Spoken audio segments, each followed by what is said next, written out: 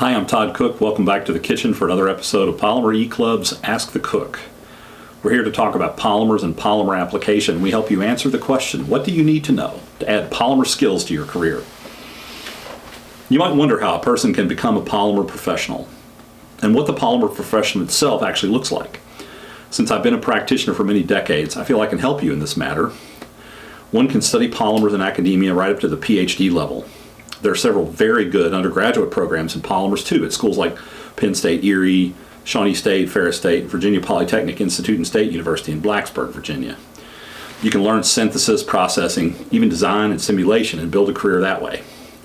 My friend and co-founder of the Polymer Club, Ask Dr. Paul, has a PhD from the University of Akron, and graduate schools in polymers are available throughout the U.S. and globally.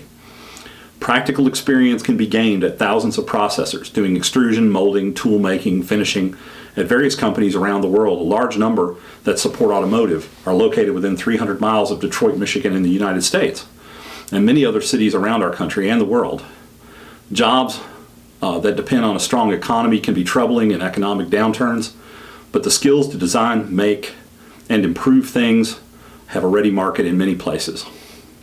I've supported the design and development, launch, and improvement at OEMs in a number of different industries, so my experience is visible in products you can buy in the marketplace today. But there are many other ways to make polymers your career. If you're more analytical, for example, prefer the academic environment, there's polymer research. There's training polymer professionals, testing polymers, providing engineering analysis, laboratory study, even legal advice can be interesting.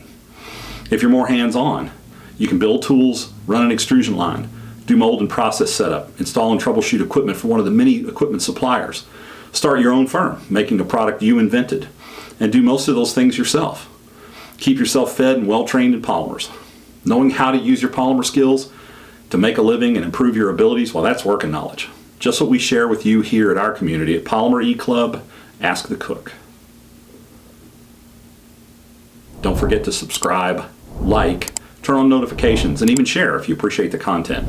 You can follow a link in the description to learn more about the community at Polymer Club Ask the Cook and how you can get involved. I'm Todd Cook for Polymer Club Ask the Cook. Thanks for watching.